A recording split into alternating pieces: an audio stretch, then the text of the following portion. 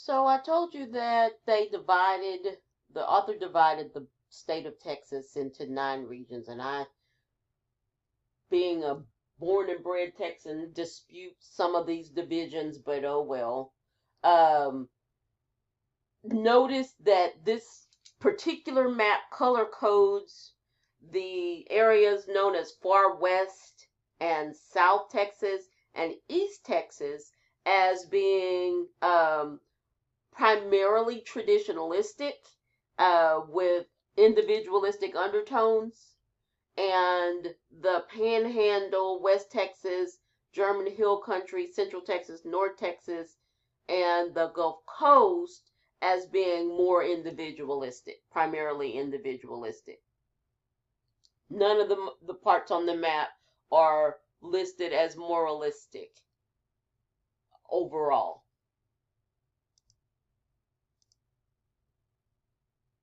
So let's just start in East Texas and just look at some of the regions.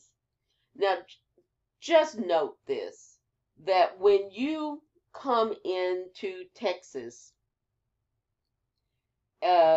usually on I-10, and you are coming through the Beaumont area, there's a sign, and it says El Paso, I don't know, 1,200 miles away. The state is huge across and even further from its most southern tip to its northern tip. The state is larger than some countries. The budget of the state is larger than some countries. And so, with it being so huge, then there has to be some variance.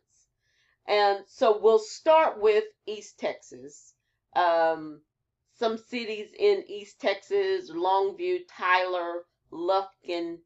I'm sure that you can think of others. East Texas is known for being traditionalistic, and I love the way that they have biracial. When they say biracial, they were just trying to find a way to say segregated. That's what they meant, was segregated. But you'll see biracial on quizzes and exams, so I wanted to leave it there in my notes and just note for you that what they mean is it's segregated. Up until just a few years ago, you could often find the black prom and the white prom. Definitely not seeing a whole bunch of desegregated churches. And that is because East Texas is dominated by old families. And those old families want to keep power, so that's why they are traditionalistic. Let's keep it the way things have been. In East Texas, people are making their biggest money on real estate, banking, and retail merchandising, although we'll have to see after this year um, how East Texas rebounds, because retail merchandising is taking a huge hit in the country and the state. I've never heard of fundamentalist Protestantism, but it makes sense to me that what they're saying is that church, primarily Protestant church, and Protestant means not Catholic, really we mean Baptist and Methodist, dominates the region. The religion of the people permeates politics. It permeates social activities, what you do, where you go, who you go with, what you do when you're there, and cultural activities. I remember I was at a Phi Theta Kappa convention and we were in Tyler, and I was at the hotel, and I was watching a news show, a local news show, and they were interviewing people at football game on a Friday night. Everybody was there, whether or not they had kids playing or not. And they interviewed one lady, and she said, "Well, this is the Methodist section." Then she said, "No, I'm just kidding. Well, not really. This is the Methodist section at the football game." And she meant that. She meant that. It is a huge part of the culture in East Texas and very traditionalistic. Now let's just take a peek at the map again. When we say Gulf Coast, we are meaning literally on the coast. Here's the Gulf of Mexico, and it is dominated by Houston, and that really has the largest effect on the political culture. So, but Beaumont is on the Gulf Coast as well, and Beaumont is where they they put in Spindletop. If you have ever seen those pictures, and if you haven't, go look at a picture of Spindletop. They put the oil rig in the ground, and oil just immediately shot out, and it was a boom, and people came from all over the country to come and make money on oil or working for the oil companies. And that also means that petrochemicals um, really dominate the economy as well.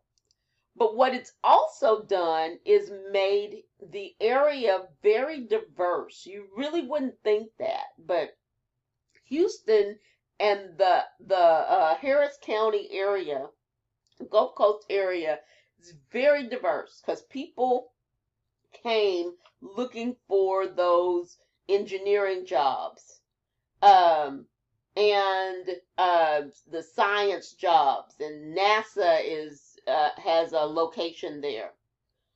So a lot of old money in Houston, second and third generation rich, they called it in the book.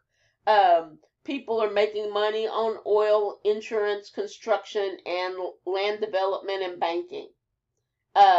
Houston has several large oil companies that have headquarters there. It's just easier.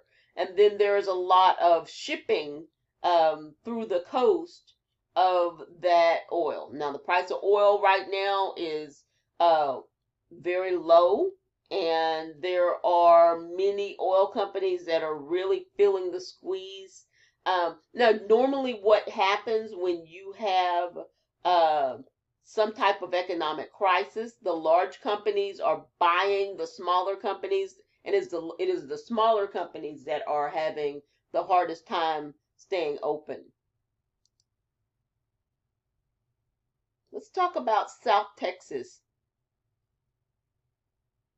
So South Texas, and let's look again on the map. We are talking this area right here is Mexico, and the Rio Grande River, and I mean really all the way up through here is Mexico. There are parts of South Texas that are, number one, very warm, and they are warm year-round. And so they are able actually to sustain growing citrus. They have, of course, if you got a place that's nice and temperate, you are going to have a booming travel and visitation industry. Included in this area is a part that we call the Valley, and it is of the Rio Grande Valley. So if you recall from watching Remember the Alamo and reading the prologue, Texas was originally taken over by the Spanish. I won't say settled by the Spanish, because of course we know that there were indigenous people in the area, all over the area, when the Spanish decided to come and put their flag up. And then France tried, and then Spain came back. Um, and so there are, in the southern part of our state, a lot of people who are of both Spanish and Native American lineage.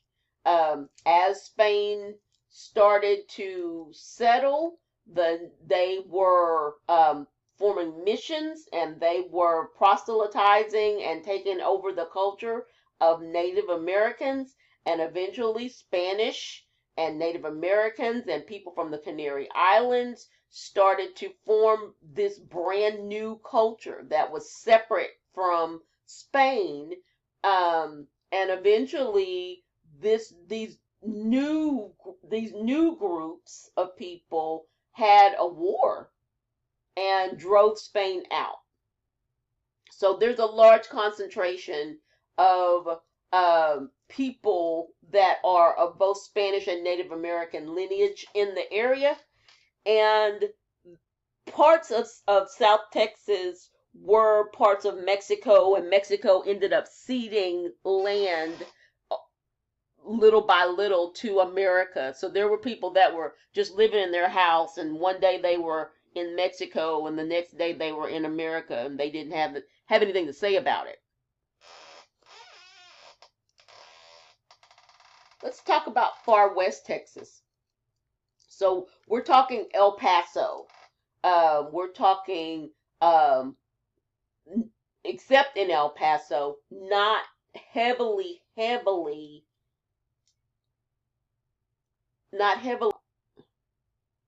populated. So bicultural, and I'm comfortable with that word in this instance, where it really doesn't matter what your ethnicity is, what your family's ethnicity is. The culture is really porous between Mexico and Texas. You better know how to speak Spanish. A lot of people work in Mexico and live in this part of Texas, or vice versa. They live in Texas and work in Mexico. There's a lot of movement between the border, and you can make a lot of money, save a lot of money, let's say it that way, if you can have people that work in Mexico where they have completely different regulations, and pay them the wages under the Mexican government system, and still maintain your company. Save a lot of money that way. The North American Free Trade Agreement is no more. It has been replaced by the America, Mexico, Canada Agreement. I think that's what it's called. Recently, the Trump administration signed a New Deal, and I don't know any of the details of the New Deal. But Far West Texas is known as the Trans-Pecos region. One thing that you would note is that where Protestantism, Baptists, and Methodists seem to dominate East Texas, the Roman Catholic Church really dominates Far West Texas in who you socialize with, what you're saying when you're there, cultural attitudes, and social in that part of the state. And so part of this is in Far West, part of it is in South. Many of those cities and counties border Mexico. There's a large Mexican American population.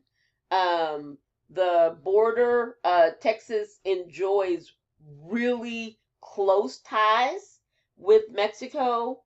Um, and it is a major commercial and social passageway between Mexico and the United States.